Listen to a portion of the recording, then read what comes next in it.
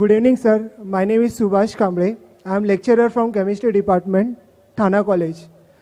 In the beginning of your lecture, you said that Quran talks about giving peace to humanity. My question is that if it is talking about peace, then why so many young men from various countries are falling to the prey of terrorism in the name of jihad? What is the concept of jihad? Thank you, sir. The brother asked a good question, that if Islam and Quran speak about peace to humanity, then how come there are so many young Muslims and other Muslims from different countries who are fighting and who are talking about jihad? What is the concept of jihad? As far as the word jihad is concerned, jihad comes from the Arabic word jahada, which means to strive. It means to struggle. So jihad basically means to strive against struggle. Jihad does not mean holy war. Holy war, if you translate to Arabic, means harbun muqaddasa. There is no Arabic word harbun muqaddasa in the Quran or any of the Sahih Hadith. This is a mistranslation by the media and the Orientalists. There is no holy war. Jihad does not mean holy war. Jihad means to strive, to struggle. Furthermore, in Islamic context, it means to strive and struggle to improve the humanity.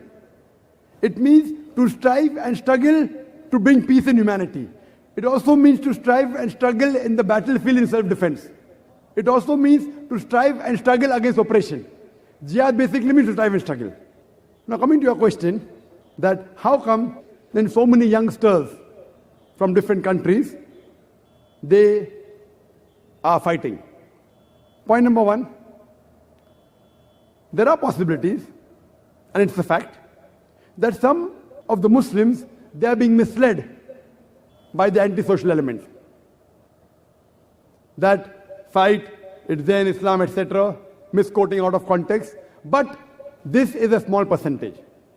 The major reason, according to me, is how the media portrays. Like in India, we very often read in the newspapers that the Muslim terrorist in Kashmir, killing so many people. Headlines. Regularly you read. I was called to Kashmir the first time in 2003. And I was thinking, should I go or not? Should I go or not? So much of chaos. First time in Kashmir, the government gave permission after 14 years to hold a public lecture. And the gathering was somewhat big, 100,000 people. In polo grounds, in the city of Srinagar. And when I went there were guards, with guns and all around me. And I was expecting, but there wasn't much problem. Next day I went to Assam. I landed on the airport. There were 4 guards with guns, machine guns. What is this? There is killing in Assam. Killing in Assam? Where it takes place? And there, if I did not have the guards, I wouldn't be here to give the talk. But in the papers, where do we hear about the killing going on in Assam? There are more people being killed in Assam than in Kashmir. Who hears about the LTT? You know the LTT? The Tamilians, they are called as Tamil Tigers. They are not called as Hindu terrorists. Why? If Kashmiri Muslims do it, they are called as Muslim terrorists. If the Hindus in Assam do it, it's a local problem. If the LTT does it, local problem. In India, you ask anyone who has the knowledge of law and order, he will tell you the maximum killing is done by the Maoist. How many times do we read in the newspaper? We read in the newspaper in news brief. Okay, so many people killed in Assam. News brief. Muslims do it, headlines. Why? There are black sheep in every community. Then one person came and told me, you should understand, this is a problem of land. Assam is not a problem of land. It is the Kashmir which is the problem of land. Both the countries are fighting and the poor Kashmiris are being harassed. Neither here, neither there.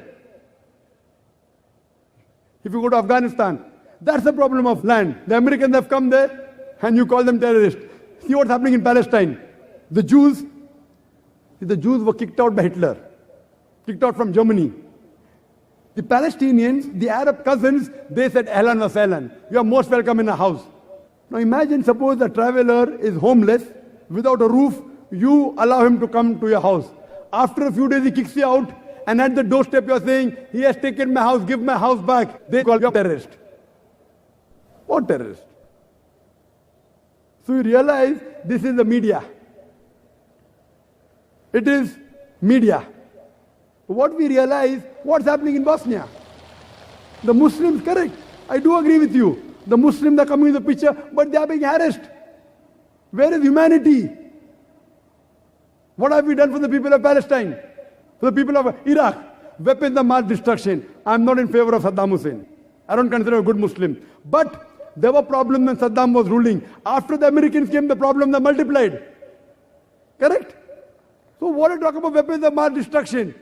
So what we realize, brother, it is the media. The Muslims are being harassed. They are the sufferers, and you call them terrorists. So that's the reason. But there are black sheep in the community also. But the black sheep are a minority.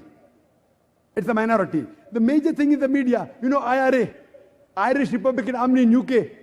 It is a fight between the Catholics and the Protestants. No one calls them as Catholic terrorists. Why? More than 100 years. But Tony Blair and the new Prime Minister are more worried about Muslim terrorists. They aren't worried about IRA, which has killed hundreds of people. How many bomb blasts have they done? They are more having secret meetings about how to stop Muslim terrorists. And it's very common. Any politician, he wants a vote bank. The new Prime Minister came, then there was Jasco bombing. You know Sabil Ahmed? Have you heard Sabil Ahmed? Very good. I have heard him, I haven't seen him. It came in the Indian papers. You know Sabil Ahmed? Sabil Ahmed was a fan of Dr. ذاكر Naik. And he organized Dr. ذاكر Naik's lecture in Bangalore. In the full article on terrorism. Then they talk about Sabil Ahmed.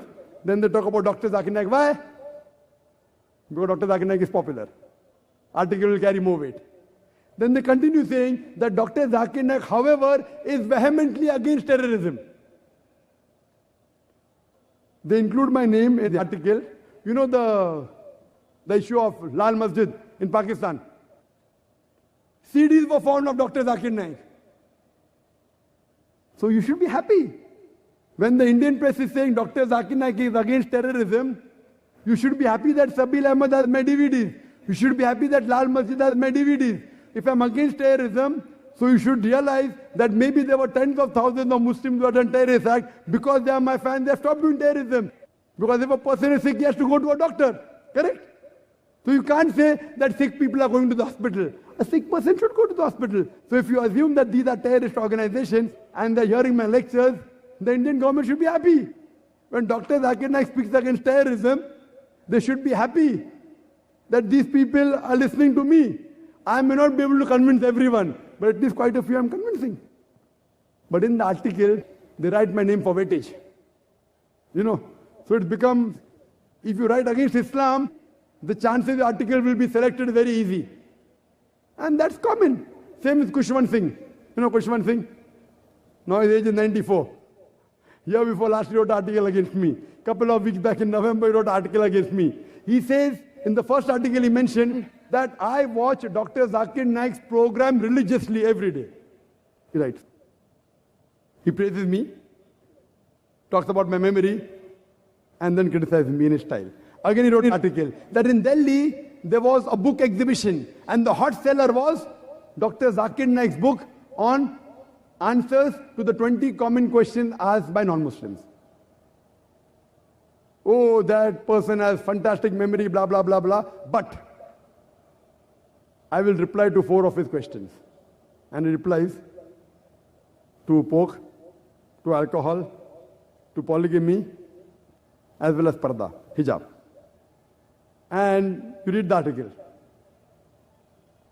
Time will not permit me to speak about everything. In pork, I say that it is the most shameless animal, more than 70 diseases. It is the only animal that invites its friends to have sex with the meat. So I said, if you eat pig, you behave like pig. It is the only animal that invites its friends to have sex with the meat. He said, I did not know that. And he says that I don't know the Western countries, they're having pig, and I don't see any epidemic or disease.